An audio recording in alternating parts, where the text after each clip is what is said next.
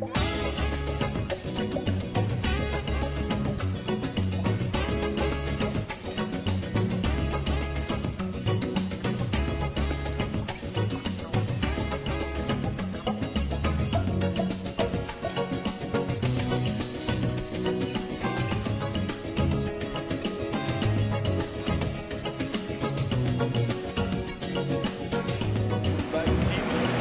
I told you, the way most of the time people ask us how we manage to get such a strong flavor into our plants.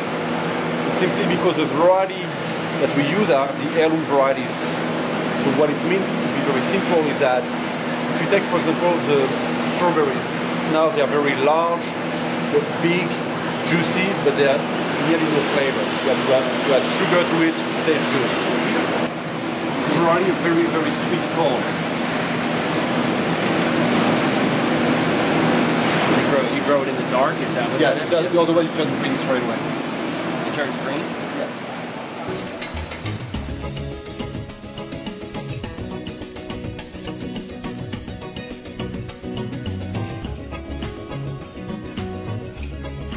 The concept is very simple again.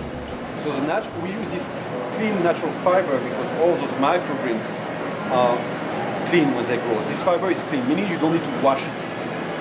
Other growers most of the time will use dirt or perlite or coconut fiber in order to grow their microgreens.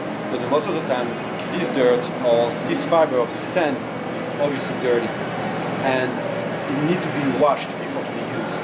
So that's basically where you see the biggest difference between our technique of growing and other technique from other farmers, is that you don't need to wash ours. You can pick it directly out of the clamshell when you need to wash it for the microgreen growers.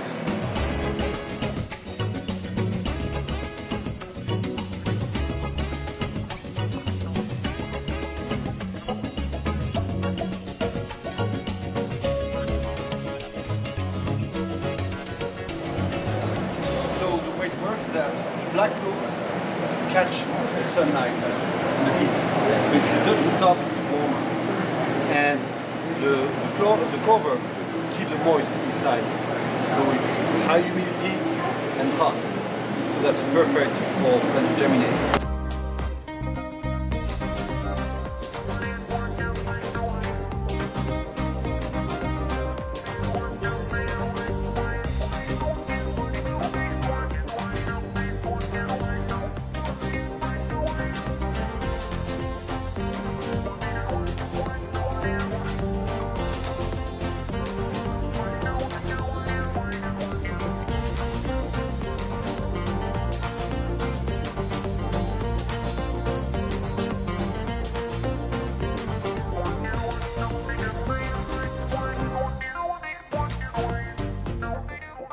At night, the entire greenhouse is covered. We keep the heat inside. So these shades expand Yes. throughout the whole piece? Yes, through the entire greenhouse. And everything is controlled by, we have the weather forecast station on the top of the greenhouse. And that tells us the wind speed, etc., etc., etc. We have a very controversial product here. That's a little bit the same. So again, break the seeds, smell them. That's the same story than our. This is the same story than our popcorn shoots. It's coriander. Yeah. Break the seed and smell them. So this is exactly like you said. This is a type of coriander. So we came up with a variety to try that. It is much more. It's so strong. But you will see this is much more ginger and citrus.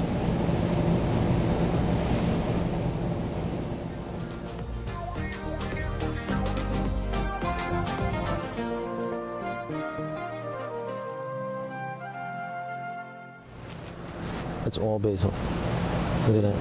But it's really firm at that stage.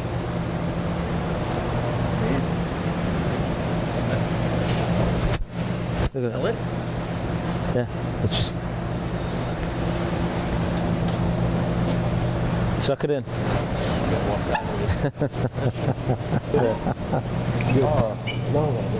Okay, so you know when I was telling you that about all those varieties, especially when I was mentioning the basil before, if you just take and you just Yeah. And I. Yeah. that's how basil should smell. And the smell up there is pretty bright, but this is just. Yeah, this body is and with the sparkling water, it actually works very good. Or you put that in the water itself, all the flavor of this kind of sweet licorice coming to it. Now, what do you call that? Really fantastic. We call it sambuca. Oh, okay. Very simple for this one. This one tastes like cumin. Cumin? Yeah.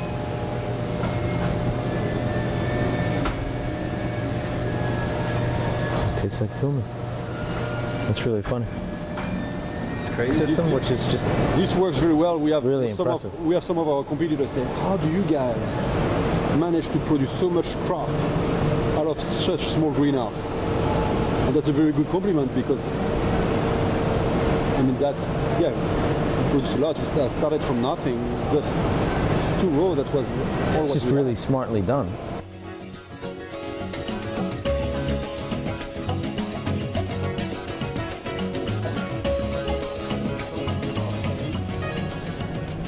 And it just tastes like beets.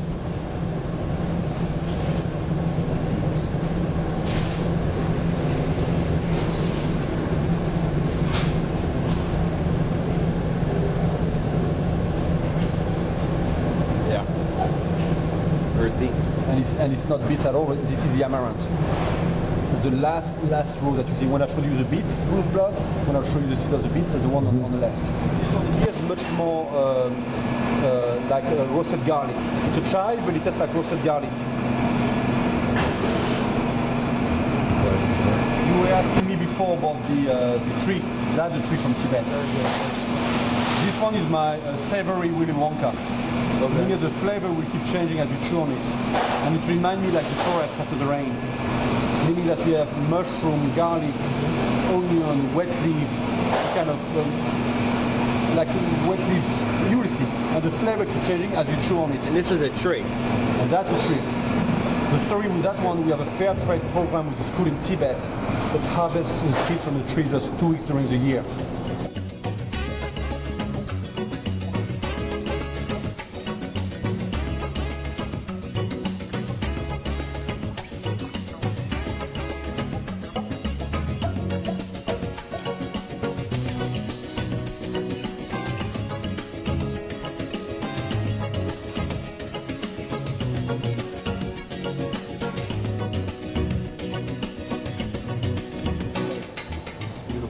And I want you to tell me exactly what you think about it. Okay. Anything that crosses your mind, because I really want to stay unbiased, and I will tell you what I think about it. Okay. So that's for you. It looks awesome. Only a small piece is enough. Just eat a small piece. Yeah. Like a spicy citrus, kind of. Like a sour citrus. Sour citrus, okay. When you bite into it, really, it has the flavor of like a nice ripe cheese, though. Like a sorry? Like a ripe cheese, like a brie or maybe a camembert, but you get it for a little bit, and then it goes to a more of a cucumber note to it. Just try a little bit. You kind of clean your palate Yeah. and bring, and anything that you would taste after that would just be. Yeah, I tasted that. I remember that one.